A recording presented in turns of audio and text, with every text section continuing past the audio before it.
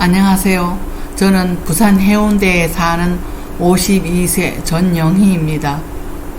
제까짓게 거기서 거기고 그 나물이 그 밥이지 뭐 있겠어? 동서와 조카인 혜강이가 주고받던 차가운 목소리가 아직도 귓가에 맴돕니다. 오늘은 제가 25년간 참아온 이야기를 들려드리려고 합니다. 저는 어릴 때 부모님을 모두 여의고 친척 하나 없이 시골에서 자랐어요. 중학교를 겨우 마치고 부산으로 올라와 온갖 일을 다 했습니다.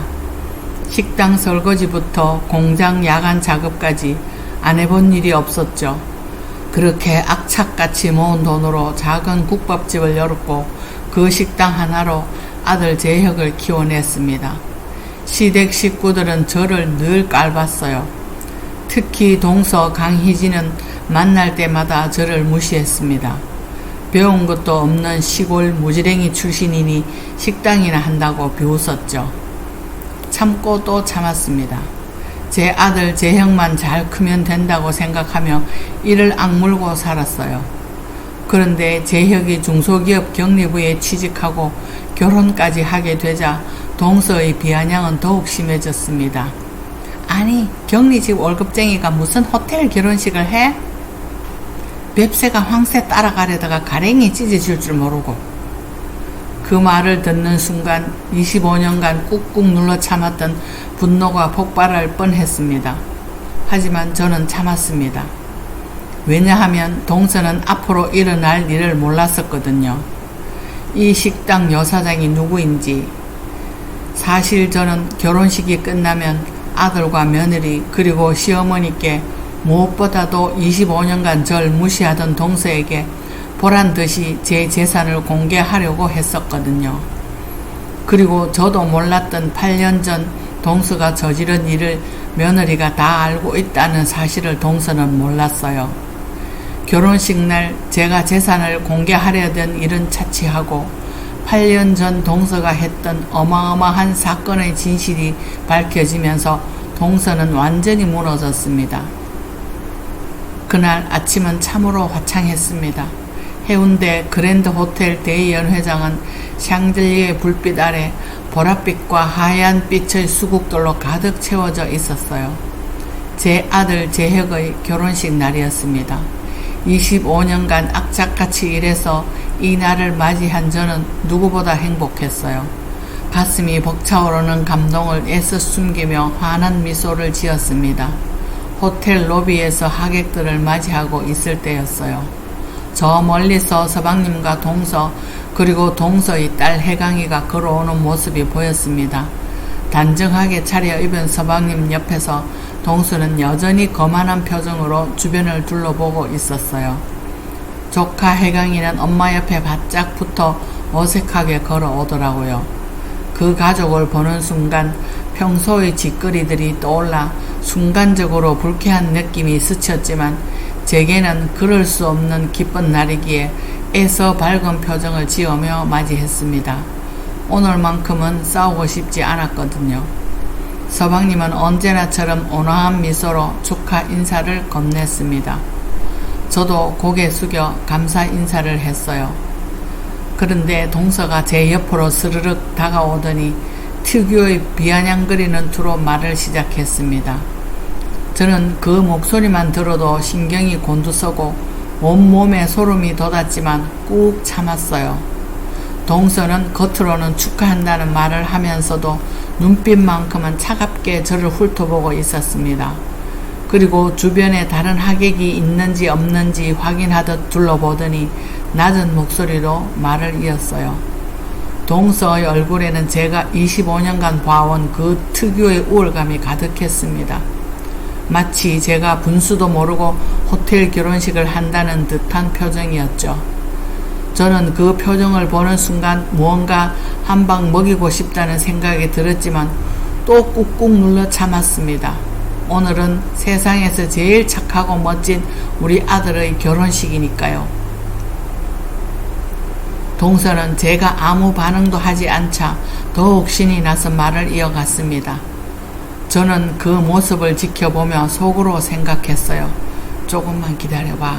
오늘 네가 얼마나 후회할지. 제 이야기를 제대로 이해하시려면 우리 가족에 대해 먼저 말씀드려야 할 것 같습니다. 저 전영희는 부산에서 30년 넘게 국밥집을 운영해온 52세 여자입니다. 어릴 때 부모님을 모두 여의고 친척도 없이 혼자 컸어요. 시골에서 중학교만 겨우 마치고 무작정 부산으로 올라왔죠. 낮에는 식당에서 설거지를 하고 밤에는 공장에서 야간 작업을 했습니다.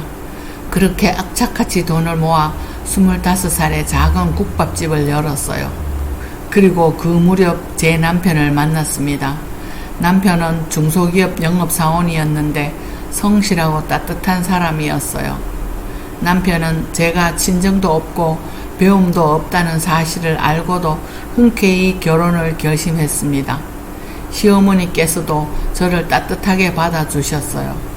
시어머니는 일찍 남편을 여의고 홀로 2 아들을 키우신 분이었습니다. 그래서인지 저처럼 혼자 고생하며 산 사람의 마음을 잘 이해해 주셨죠. 결혼 후 3년 만에 아들 재혁을 낳았습니다. 시댁 식구들은 장손이 태어났다며 무척 기뻐했어요. 그리고 재혁이 3살 되던 해에 남편의 동생이 결혼을 했습니다. 그때 제게 동서 강희진이 생긴 거죠. 동서는 부산에서 제법 잘 산다는 집안 출신이었습니다. 대학까지 나오고 부모님 슬하에서 귀하게 자란 아가씨였어요. 처음 만났을 때부터 동서는 저를 무시하는 듯한 태도를 보였습니다. 말투도 그렇고 행동도 그랬죠. 겉으로는 형님이라고 부르면서도 눈빛만큼은 차가웠어요. 동서는 제가 친정도 없고 배움도 없이 식당이나 한다는 사실을 늘 들먹였습니다. 시댁 식구들이 모인 자리에서도 은근슬쩍 저를 깎아내리는 말을 자주 했어요. 시어머니께서 중재를 해주셨지만 동서의 태도는 변하지 않았습니다. 동서에게는 딸이 하나 있었어요. 조카 해강이는 엄마를 닮아서인지 어릴 때부터 교만한 면이 있었습니다. 반면 제 아들 재혁은 성실하고 착한 아이로 자랐어요. 대학 입학 즈음에 아빠가 사고로 유명을 달리했습니다. 그때의 절망감은 이루 말할 수 없었지만 아들 때문에 정신을 차리고 살아갈 수밖에 없었습니다. 그래서 재혁은 대학 진학 대신 일찍 취직해서 중소기업 경리부에 들어갔죠. 재혁은 성실함을 인정받아 빠르게 자리를 잡았습니다. 동서는 재혁이 대학도 안 나오고 격리직 월급쟁이라며 무시했어요. 반면 동서의 딸 해강이는 대학을 나와 괜찮은 회사에 취직했다고 자랑을 했습니다. 그런 동서의 태도에 저는 늘 속이 상했지만 참았어요. 제 아들이 떳떳하게 일하고 있다는 것만으로도 자랑스러웠으니까요.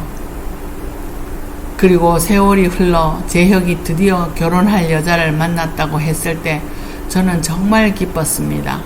제 아들이 이제 한 가정의 가장이 된다는 사실이 뿌듯했어요. 재혁이 어느 날 예비 며느리를 데리고 왔습니다. 처음 봤을 때부터 차분하고 우아한 분위기의 참한 아이였어요. 말투나 행동 거지를 보니 제법 괜찮은 집안에서 자란 것 같았죠. 예비 며느리는 저를 보자마자 공손하게 인사를 했습니다. 그런데 그 아이의 눈빛 속에 뭔가 깊은 사연이 있는 것처럼 보이고 밝게 웃지만 어딘가 어둠이 서려 있는 것 같은 느낌이 들었어요. 저는 그 느낌을 이상하게 여겼지만 대수롭지 않게 넘겼습니다. 며느리가 착하고 예의 바른 것만으로도 충분했으니까요. 그리고 결혼 준비가 시작되었습니다. 며느리 측에서 호텔 결혼식을 제안했고 비용도 대부분 부담하겠다고 했어요. 저는 처음에는 부담스러웠지만 며느리 부모님의 진심 어린 마음을 느끼고 받아들이기로 했습니다. 그런데 이 소식을 들은 동서의 반응은 예상 그대로였어요. 동서는 제가 분수도 모르고 호텔 결혼식을 한다며 비아냥거렸습니다. 그렇게 결혼식 날이 다가왔고 오늘 아침 동서와 마주친 거죠. 동서는 여전히 저를 무시하는 태도로 걱정하는 척 비아냥거렸습니다. 그때까지만 해도 동서는 오늘 자신이 얼마나 큰 충격을 받게 될지 몰랐습니다.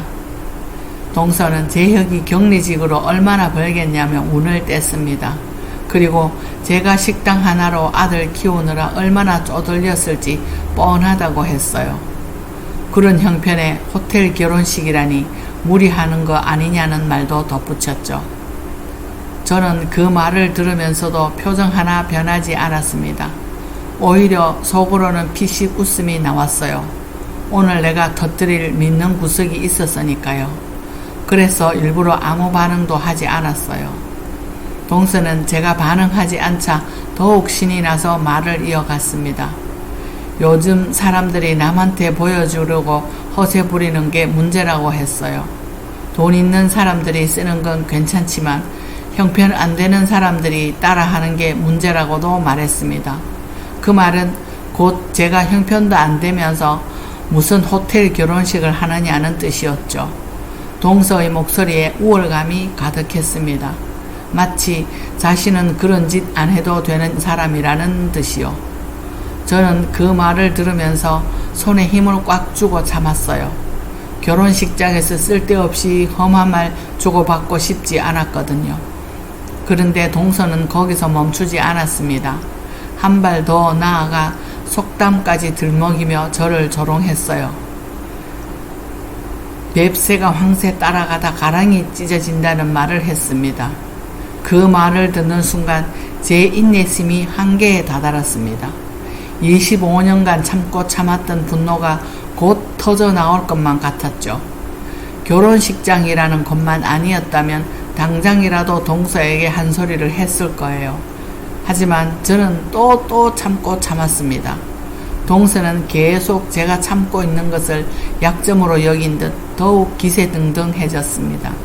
주변에 하객들이 많아서 제가 대꾸도 못한다는 걸 알고 있었던 거죠. 동서의 얼굴에는 승리한 사람처럼 교만한 미소가 번졌습니다. 저는 그 미소를 보면서 속으로 생각했어요. 조금만 기다려봐. 곧 그 교만한 미소가 어떻게 변하는지 보게 될 거라고요. 그때 시어머니께서 저희 쪽으로 걸어오시는 게 보였습니다. 동서도 시어머니를 보자 재빨리 표정을 바꾸고 한 발 물러섰어요. 시어머니께서는 저희 둘의 분위기가 심상치 않다는 걸 느끼신 듯 걱정스러운 눈빛을 보내셨습니다. 저는 시어머니께 괜찮다는 듯 미소를 지어 보였어요. 시어머니께서는 동서를 향해 조용히 말씀하셨습니다. 좋은 날에 쓸데없는 말 하지 말고 조용히 있으라고요. 동서는 시어머니 앞에서는 고분고분한 척 고개를 끄덕였습니다. 하지만 시어머니께서 자리를 뜨시자마자 다시 저를 향해 비아냥거리는 눈빛을 보냈어요. 저는 그 눈빛을 보면서도 애써 무시했습니다. 곧 모든 게 밝혀질 테니까요. 그리고 바로 그때 호텔 직원이 다가와 식이 곧 시작된다고 알렸습니다. 저는 동서를 뒤로 하고 식장 안으로 들어갔어요.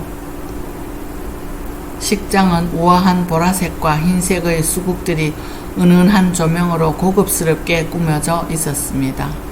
정말 아름다웠습니다. 제 아들을 위해 이렇게 멋진 결혼식을 준비해준 며느리 가족에게 감사한 마음이 들었습니다. 하객들이 하나둘 자리에 앉기 시작했어요. 동서 가족도 뒷자리에 앉았습니다. 저는 맨 앞자리에 앉아 식이 시작되기를 기다렸어요. 가슴이 두근두근 뛰었습니다. 기대와 걱정이 동시에 밀려왔거든요. 곧 아름다운 행진곡이 울려 퍼지기 시작했습니다. 웅장한 음악이 식장을 가득 채우는 가운데 제 아들 재혁이 입장했습니다. 단정한 턱시도를 입은 재혁은 정말 멋있어 보였어요. 제 가슴이 벅차올랐습니다. 순간 먼저 가신 남편 생각도 나고 이 광경을 함께 보았더라면 얼마나 좋았겠냐는 생각에 눈물이 났습니다. 하지만 참았습니다. 그 모습을 보는 것만으로도 25년간의 고생이 다 보상받는 느낌이 들었습니다. 그리고 이어서 신부가 입장하기 시작했습니다. 순백의 웨딩드레스를 입은 며느리가 작은아버지의 팔을 잡고 천천히 걸어 들어왔어요. 정말 아름다웠습니다. 며느리는 우아하고 품위 있는 모습으로 버진 로드를 걸어왔습니다. 하객들도 모두 감탄하며 신부를 바라보고 있었습니다. 그때 뒤에 앉아있던 동서 쪽을 슬쩍 돌아봤어요. 동서는 신부를 보며 뭔가 부러운 듯한 표정을 짓고 있었어요. 아들이 없는 동서에게는 며느리가 부러워 보였나 봅니다. 그래서인지 얼굴에는 질투가 역력히 드러나 있었어요.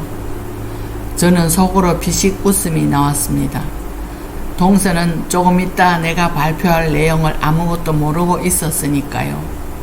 결혼식은 성대하고 아름답게 진행되었습니다.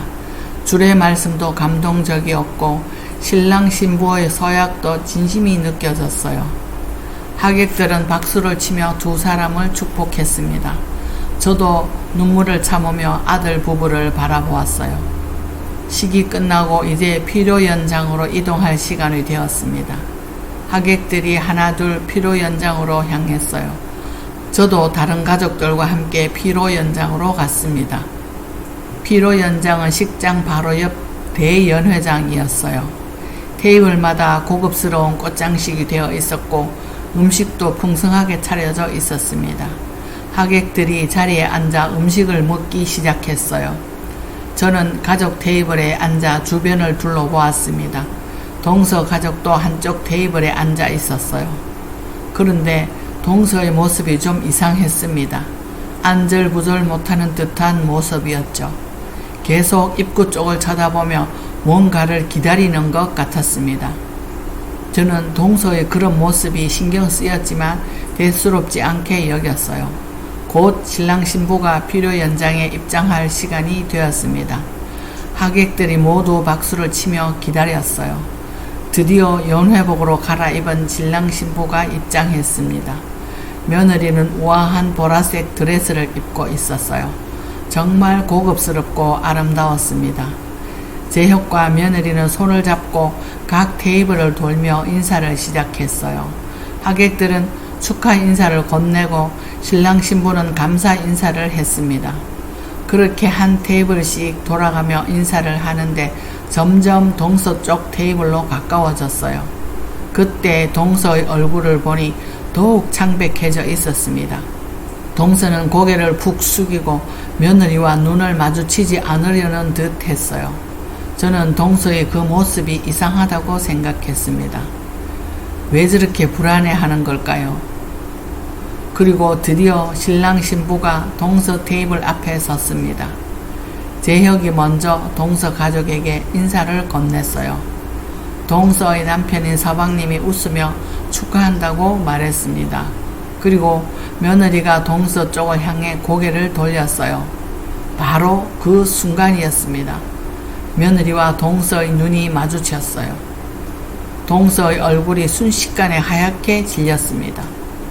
눈은 공포로 가득 찼고 온몸을 부들부들 떨기 시작했어요. 들고 있던 포크가 바닥에 떨어지는 소리도 들렸습니다. 주변 사람들이 깜짝 놀라 동서를 쳐다보았어요. 동서는 그 자리에서 벌떡 일어났습니다.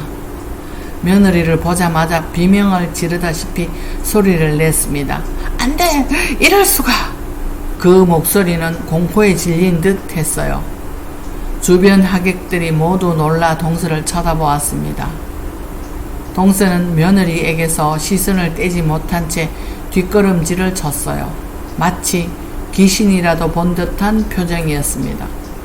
동서의 남편인 서방님이 황급히 동서를 붙잡았어요. 서방님은 당황한 목소리로 동서에게 물었습니다. 동서는 대답도 하지 못하고 그저 며느리만 쳐다보고 있었어요. 동서의 딸 혜강이도 엄마의 이상한 모습에 놀란 표정을 지었습니다. 피로 연장 안이 순식간에 소란스러워졌어요. 하객들은 수근수근 무슨 일인지 궁금해 했습니다. 저도 무슨 일인지 몰라 당황스러웠어요. 동서가 왜 저렇게까지 놀라는 건지 이해할 수 없었거든요. 그런데 며느리는 전혀 당황하지 않았습니다. 침착하게 동서를 바라보며 미소를 지었어요. 그 미소는 온화해 보였지만 어딘가 차가운 느낌이 있었습니다. 며느리가 천천히 입을 열었어요. 목소리는 부드러웠지만 단호했습니다. 세상 참 좁네요. 그렇죠, 작은 어머니. 며느리의 그 한마디에 동서의 얼굴이 더욱 새하얗게 변했어요. 동서는 고개를 흔들며 부정하려는 듯 했습니다. 하지만 며느리는 계속해서 말을 이어갔어요. 혜강 언니도 저 기억하시죠? 8년 전 일 말이에요. 며느리의 말에 동서의 딸 혜강이의 얼굴도 굳어졌습니다. 혜강이는 며느리를 빤히 쳐다보더니 갑자기 고개를 푹 숙였어요. 저는 그 광경을 보면서도 무슨 일인지 전혀 감을 잡을 수 없었습니다. 며느리와 동서 사이에 도대체 무슨 일이 있었던 걸까요? 그리고 8년 전이라는 건 또 무슨 의미일까요? 주변 하객들도 수군거리며 상황을 지켜보고 있었어요. 동서는 이제 완전히 패닉 상태에 빠진 듯 해보였습니다. 서방님의 손을 뿌리치고 피로 연장 밖으로 뛰쳐나갔어요.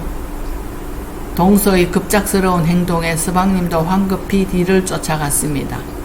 피로 연장 안은 순식간에 술렁이기 시작했어요. 하객들은 무슨 일인지 궁금해하며 이야기를 나눴습니다. 저도 완전히 혼란스러웠어요. 방금 무슨 일이 벌어진 건지 도무지 이해할 수 없었거든요. 그때 며느리가 제 곁으로 다가왔습니다. 며느리는 천천히 침착한 표정으로 제 귀에 속삭였어요. 어머님, 죄송해요. 제가 설명드릴게요. 며느리의 목소리는 차분했지만 그 안에는 깊은 슬픔이 담겨 있었습니다. 저는 며느리를 바라보며 물었어요. 대체 무슨 일이냐고, 동서와 무슨 일이 있었냐고요. 며느리는 잠시 망설이더니 천천히 입을 열었습니다. 며느리가 들려준 이야기는 제가 상상했던 것보다 훨씬 더 충격적이었어요. 며느리는 조용한 목소리로 말을 시작했습니다. 8년 전 이야기부터 시작해야 한다고 하면서요. 그때 며느리의 가족에게 큰일이 있었다고 했습니다.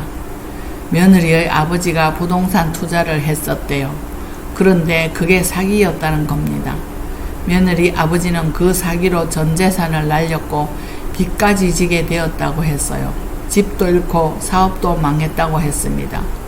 그리고 그 스트레스를 이기지 못하고 며느리 아버지가 극단적인 선택을 했다고 했어요. 저는 그 말을 듣고 가슴이 철렁 내려앉았습니다. 며느리가 그런 아픈 과거가 있었다니요. 그런데 며느리의 다음 말이 더 충격적이었습니다. 며느리는 차분하게 말을 이었어요. 그 부동산 사기를 친 사람이 바로 동서와 동서의 딸 혜강이었다고 했습니다.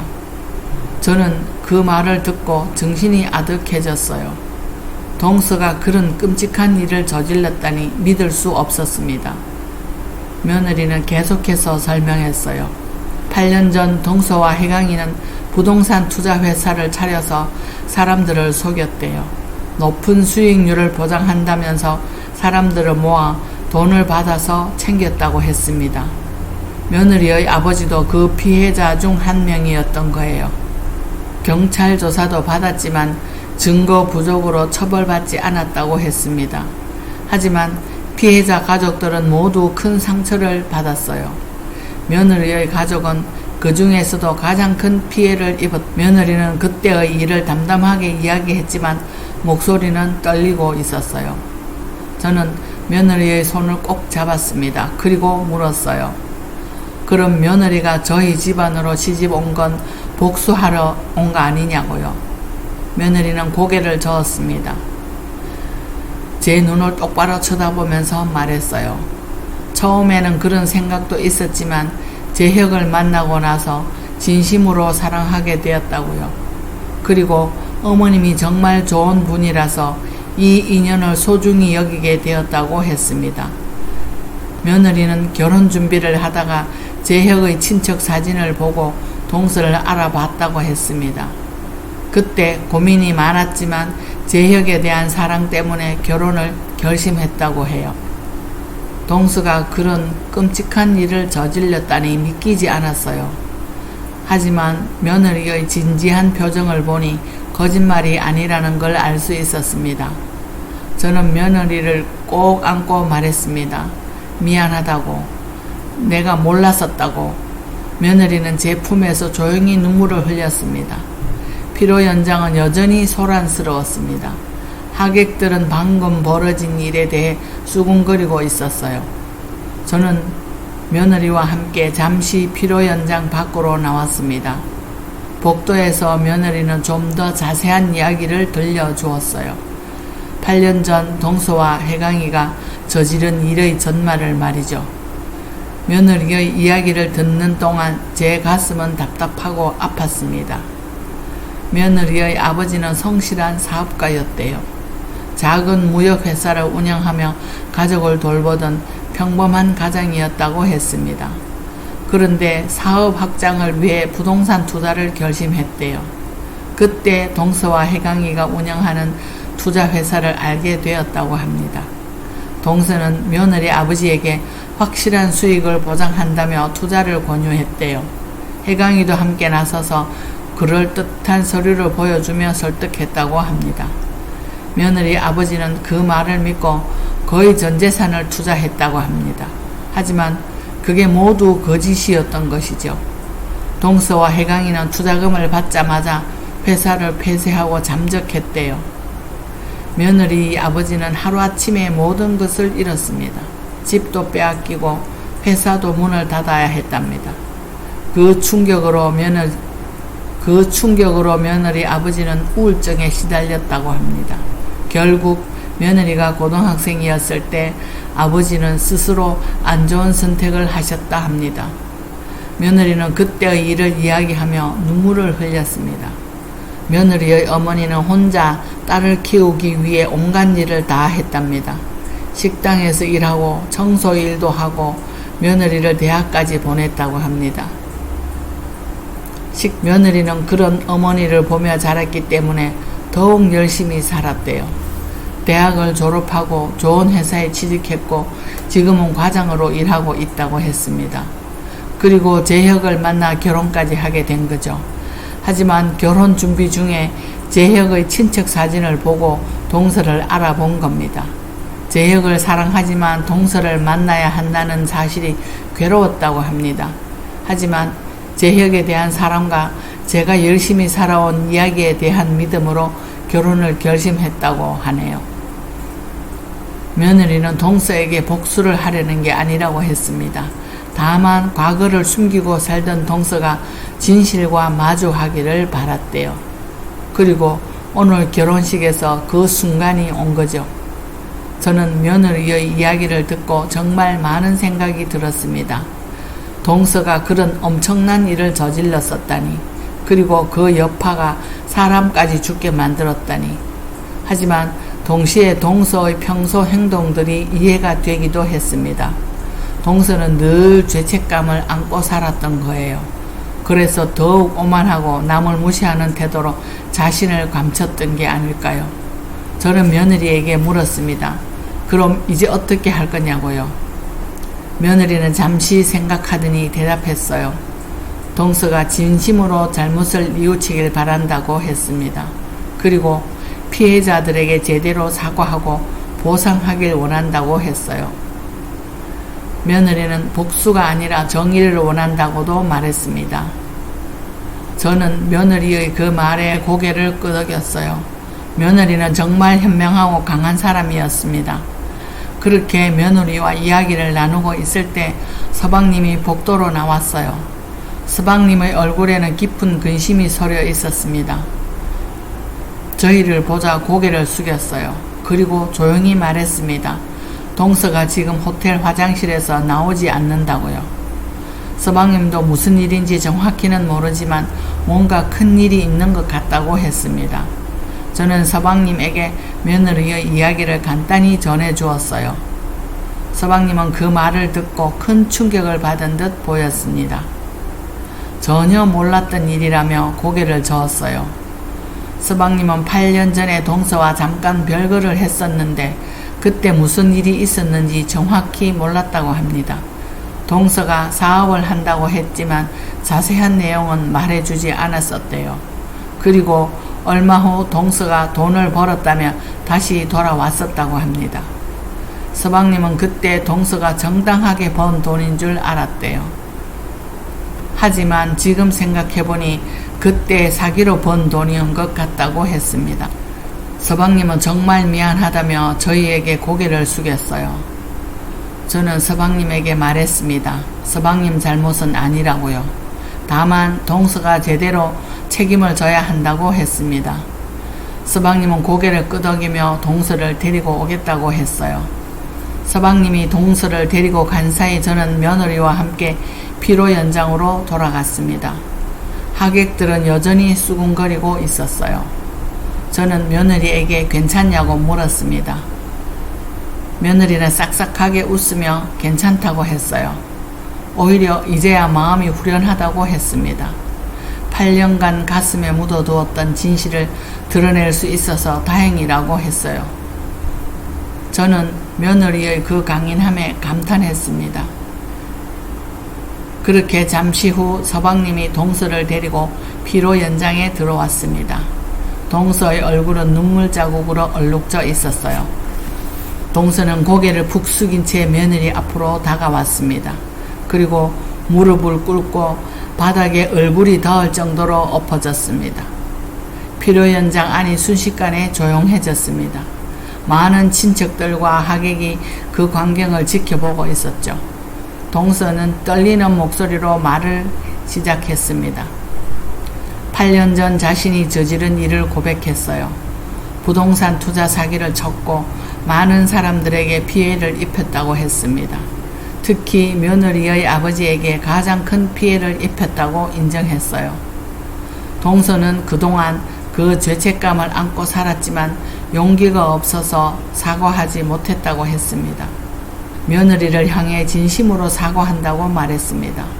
용서를 구할 자격도 없지만 정말 미안하다고 했어요. 동서의 딸 혜강이도 엄마 옆에 무릎을 꿇었습니다. 자신의 잘못을 인정하며 사과했어요. 그때 어렵고 엄마를 따라 한 일이지만 그게 변명이 될 수 없다고 했습니다. 피로 연장하는 정말 숙연한 분위기가 되었어요. 하객들도 침묵 속에서 그 광경을 지켜보고 있었습니다. 며느리는 무릎 꿇은 동서와 혜강이를 내려다보았어요. 얼굴에는 복잡한 감정이 스쳐 지나가는 것 같았습니다. 분노와 슬픔, 그리고 안타까움이 뒤섞인 표정이었어요. 며느리는 잠시 침묵하더니 천천히 입을 열었습니다. 동서에게 말했어요. 사과를 받아들이기는 어렵지만 용기 내서 고백한 것은 인정한다고요. 하지만 진정한 사과는 말로만 하는 게 아니라고 했습니다. 행동으로 보여야 한다고 말했죠. 며느리는 동서에게 요구했습니다. 다른 피해자들에게도 제대로 사과하고 가능한 한 보상하라고요. 그리고 앞으로는 정직하게 살아달라고 말했습니다. 동서는 고개를 끄덕이며 그렇게 하겠다고 약속했어요. 며느리는 무릎 꿇은 동서와 혜강이를 일으켜 세웠습니다. 그리고 조용히 말했어요. 자신도 이제는 과거에서 벗어나고 싶다고요. 증오하며 사는 것도 지겹다고 했습니다. 다만 동서가 진심으로 반성하길 바란다고 말했습니다. 며느리의 그 말에 동서는 눈물을 흘리며 고개를 숙였습니다. 저는 그 광경을 보면서 가슴이 뭉클했어요. 피로 연장 안의 하객들도 감동한 듯 박수를 쳤습니다. 그 박수 소리가 피로 연장을 가득 채웠어요. 저도 눈물을 닦으며 박수를 쳤습니다. 동서는 며느리에게 다시 한번 고개를 숙이고 자리로 돌아갔어요. 서방님이 동서를 부축해서 데리고 갔습니다. 이제 피로연은 다시 정상적으로 진행되었어요. 신랑 신부는 다시 각 테이블을 돌며 인사를 이어갔습니다. 하객들도 음식을 먹으며 이야기를 나눴어요. 하지만 분위기는 전과 많이 달랐습니다. 모두가 방금 있었던 일에 대해 생각하고 수군수군 하는 것 같았습니다. 피로연이 끝나갈 무렵 시어머니께서 제게 다가오셨어요. 시어머니께서는 모든 상황을 아시고 한숨을 쉬시며 말씀하셨어요. 동서가 그런 일을 저질렀다니 정말 충격이라고요. 시어머니께서는 며느리를 찾아가 위로의 말씀을 건네셨어요. 며느리는 할머니께 괜찮다고 하며 웃었습니다. 시어머니께서는 며느리의 손을 꽉 잡으시며 고맙고 감사하다고 앞으로 잘 살라고 격려해 주셨습니다. 그렇게 결혼식은 마무리되어 갔습니다. 아까 동서가 무릎을 꿇고 사과할 때 저는 복잡한 심정이었습니다. 25년간 저를 무시하던 동서가 이렇게 무너지다니 믿기지 않았어요. 며느리가 진심으로 뉘우친다면 피해자들에게 제대로 보상하라고 했던 말이 동서에게는 부담, 동서의 얼굴에는 수심과 절망이 가득한 듯 했습니다. 동서는 이미 많은 돈을 재투자하다가 날렸고 지금은 빚도 있다고 말했습니다. 쉽게 남에게 사기쳐서 얻은 돈이니 또 쉽게 나갔는가 봅니다. 피해자들에게 사과는 물론 전부는 아니더라도 일부 배상을 하려면 돈이 있어야 하는데 여력이 안 되니 걱정과 절망으로 인상이 일그러졌던 거죠. 그때 저는 결심했습니다. 피로연이 끝나고 며칠 후였어요. 저는 며느리를 조용히 불러 이야기를 나눴습니다. 며느리에게 제 진짜 이야기를 들려줄 때가 된 것 같았어요.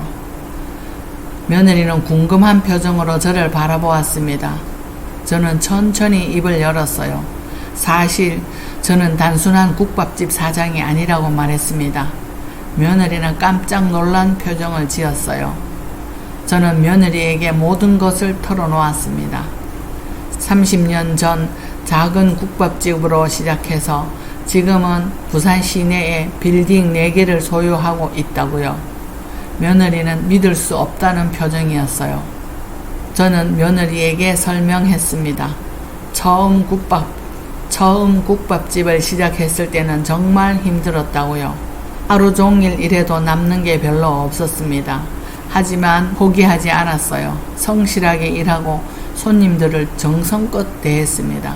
그러자 입소문이 나기 시작했고요. 제 국밥집은 부산에서 제일 만나는 집으로 소문이 났습니다. 손님들이 줄을 서서 기다릴 정도였고 저는 그렇게 번 돈을 조금씩 모았습니다. 그리고 15년 전부터 부동산에 투자하기 시작했어요. 처음에는 작은 상가 건물 하나를 샀습니다. 그 건물의 월세 수입으로 다시 저축을 했어요. 그렇게 조금씩 재산을 불려갔습니다. 5년 전에는 해운대 근처에 오피스텔 건물을 샀어요. 3년 전에는 서면에 상가 건물을 또 샀습니다. 그리고 작년에는 남포동에 큰 상업용 빌딩을 샀고요. 지금 제가 소유한 부동산 가치는 약 200억 원 정도 됩니다. 며느리는 완전히 놀란 표정으로 저를 바라보았어요. 그리고 물었습니다. 그럼 왜 아무에게도 말하지 않으셨냐고요. 저는 대답했어요. 굳이 자랑할 필요가 없었다고. 그냥 조용히 살고 싶었다고요. 특히 동서에게는 절대 말하고 싶지 않았습니다. 동서가 알면 더 시기하고 질투할 게 뻔했으니까요. 저는 며느리에게 말했습니다. 이제 이 돈을 의미 있게 쓰고 싶다고요. 며느리는 제 의도를 알아챈 듯 눈을 크게 떴어요.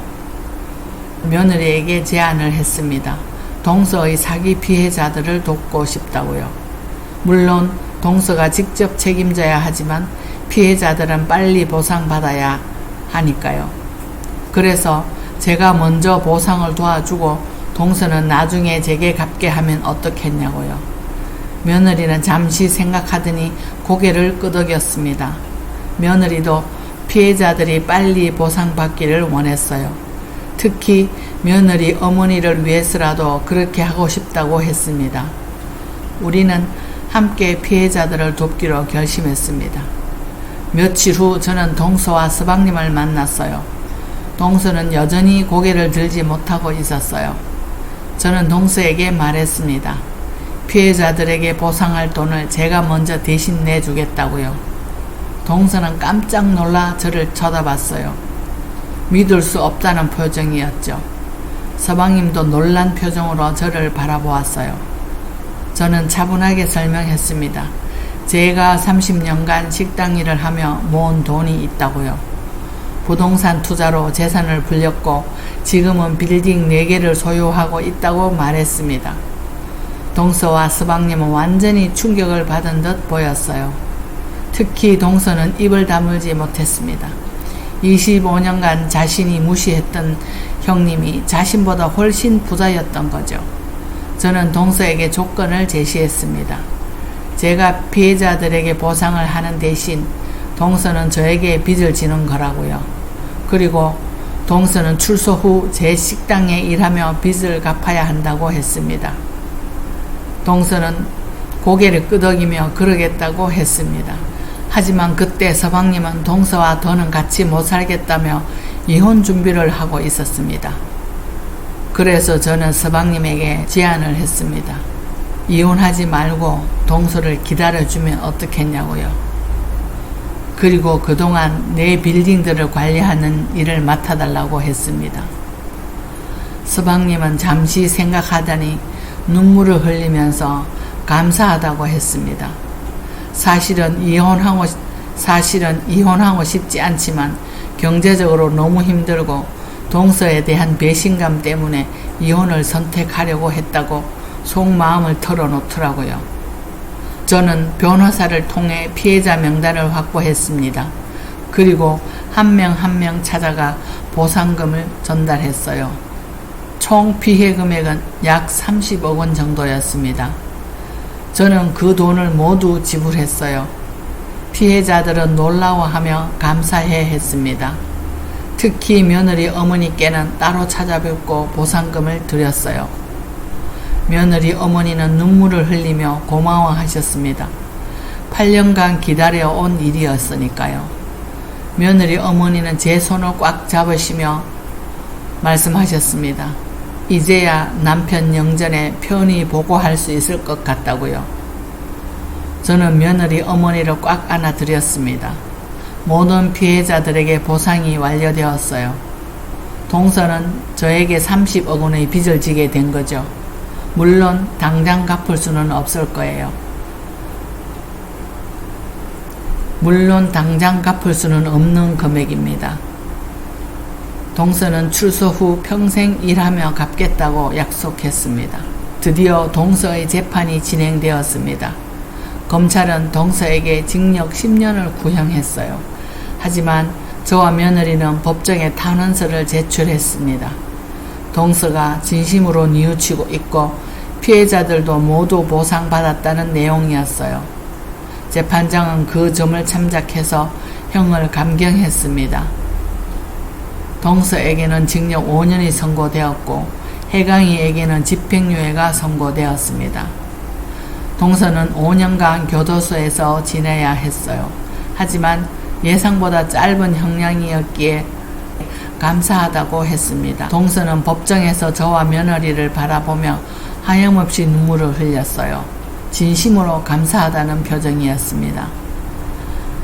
그렇게 동서는 수감 생활이 시작되었고 서방님은 동서를 면회가면서 5년을 기다렸어요. 그동안 제 빌딩 관리를 성실하게 했습니다.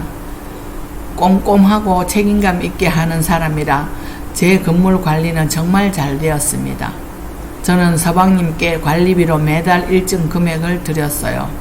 그 돈으로 생활하며 동서를 기다렸던 거죠. 해강이는 어머니의 죄를 대신 속죄하려는 듯 봉사활동을 하며 열심히 살았어요. 작은 회사에 취직도 하고 저는 그런 해강이가 또 고맙고 대견스러웠습니다. 한편 며느리는 임신 소식을 알렸어요. 저는 정말 기뻤습니다. 드디어 손주를 보게 된다는 사실에 가슴이 벅찼어요. 재혁이도 아빠가 된다는 사실에 들떠 있었습니다. 시어머니께서도 무척 기뻐하셨어요. 며느리 어머니도 외손자를 기다리며 행복해 하셨습니다. 우리 가족은 모두 기쁨에 겨워 있었어요. 며느리는 건강하게 임신 기간을 보내고 건강한 아들을 낳았습니다. 정말 예쁘고 귀한 아기였습니다. 저는 손주를 안고 눈물을 흘렸어요. 이렇게 행복한 날이 올 줄 몰랐습니다. 재혁이도 아들을 안고 기뻐했어요. 며느리는 지친 얼굴로도 환하게 웃고 있었습니다. 우리 가족에게 새로운 희망이 찾아온 거예요. 시어머니께서는 증손자를 보고 너무너무 기뻐하셨어요. 며느리 어머니도 외손자를 안고 눈물을 흘리셨습니다. 동서도 감옥에서 손주 소식을 듣고 축하한다는 편지를 보내왔습니다. 세월이 흘러 동서의 출소일이 다가왔어요. 5년이 정말 빠르게 지나갔습니다. 서방님이 동서를 데리러 갔어요. 동서는 출소 후 바로 저를 찾아왔습니다. 많이 야위어 있었지만 눈빛은 맑았습니다. 저는 동서를 조용히 맞이했습니다. 동서는 제 앞에 무릎을 꿇고 다시 진심으로 사과했습니다. 25년간 저를 무시한 것, 사기를 친 것, 모든 것에 대해 용서를 구했어요. 저는 동서를 일으켜 세웠습니다. 이제 과거는 잊자고 대신 앞으로 열심히 살자고요. 약속대로 동서는 제 식당에서 일을 하기로 했어요. 그동안의 죄를 속죄하는 마음에서인지 정말 열심히 일했어요. 새벽 일찍 나와서 재료 손질도 하고 손님들을 정성껏 대하고 청소도 깨끗하게 했어요. 예전의 교만한 모습은 온데간데 없었습니다. 손님들도 동서를 친절하고 부지런한 직원이라고 칭찬을 했습니다. 동서는 제게 빚을 갚기 위해 월급의 대부분을 저에게 되돌려 줬습니다. 저는 천천히 갚아도 된다고 급할 것 없다고 했지만 월급의 대부분을 제게 다시 돌려주고 있습니다. 서방님도 여전히 제 빌딩을 꼼꼼히 잘 관리하고 있습니다. 건물 관리뿐 아니라 임대 계약도 잘 처리해서 수익률이 높아져서 제 건물들의 가치가 더 올라가고 있습니다. 동서와 서방님 부부는 작은 아파트에서 예전처럼 호화롭게 살지는 못하지만 열심히 살고 있습니다. 혜강이도 예전의 교만한 모습은 완전히 사라지고 이제 겸손한 어른이 되었습니다. 엄마를 도와 주말마다 식당에 나와서 일도 한답니다. 한편 며느리는 회사에서 임원으로 승진했고 재혁이도 부장으로 승진해서 행복한 가정을 꾸리고 있습니다. 어느 날 동서가 저에게 말했습니다. 이제 제 인생에서 가장 행복한 시간을 보내고 있다고요. 예전에는 돈과 명예만 쫓았지만 그게 진짜 행복이 아니었다고 말하네요. 지금처럼 성실하게 일하고 가족과 함께하는 게 진짜 행복이라고 말했습니다. 시간이 흘러 손주는 어느새 5살이 되었습니다. 똑똑하고 밝은 아이로 자라 정조 할머니와 외할머니를 잘 따랐고 동서를 이모 할머니라 부르며 식당에 오는 걸 좋아했어요. 어느 토요일 오후 우리 가족이 모두 식당에 모였습니다. 저와 동서, 서방님과 혜강이, 재혁과 며느리, 손주, 시어머니와 며느리 어머니까지요. 함께 식사하며 손주의 재롱을 보고 웃는 모습을 보며 저는 생각했어요. 이게 바로 혈연이 아닌 마음으로 이어진 진짜 가족이구나 하고요. 동서가 저에게 형님 덕분에 다시 살게 되었다며 감사 인사를 했습니다. 저는 과거는 잊고 앞으로만 보자고 했어요. 며느리도 이제는 정말 가족이라며 함께 행복하게 살자고 했고 며느리 어머니도 동서의 손을 잡으며 이제는 용서한다고 말씀하셨습니다. 우리는 모두 손을 맞잡고 앞으로도 화목하게 잘 살 수 있기를 기도했어요. 그 순간 저는 깨달았습니다. 돈이 많다고 행복한 게 아니라 사랑하는 가족이 있어야 행복하다는 것을요. 저는 이 순간 또 생각나는 사람이 있습니다. 무엇이 그리 급한지 먼저 하늘나라로 간 남편입니다. 지금 여기 같이 있으면 얼마나 좋을까 하는 생각이지요. 저는 동서에게 말했습니다. 30억 빚은 다 갚은 걸로 하자고. 동서는 눈물을 흘리며 절을 했고 저는 동서를 일으켜 세워 껴안았어요. 25년간의 갈등이 이제야 완전히 해소되는 순간이었습니다. 저는 기댈 친정도 없고 배움도 짧아 무시당하고 억척같이 일만 하면서 고생고생 힘들게 살아왔습니다. 하지만 고생 끝에 낙이 온다고 묵묵히 불평 없이 성실히 살았더니 이제 따뜻한 가족으로 채워졌습니다. 저는 요즘 진정한 행복은 돈이나 명예가 아니라 서로 용서하고 사랑하는 마음에서 온다는 걸 다시 한번 느끼며 행복한 나날을 보내고 있습니다. 여러분들도 혹시 힘들고 가슴 아픈 일들이 있더라도 참고 견디면 좋은 날을 맞이할 수 있습니다. 지금 이 시간도 저는 사랑하는 가족들과 함께 감사한 마음으로 살아가고 있습니다. 저의 긴 이야기를 들어주셔서 정말 고맙습니다.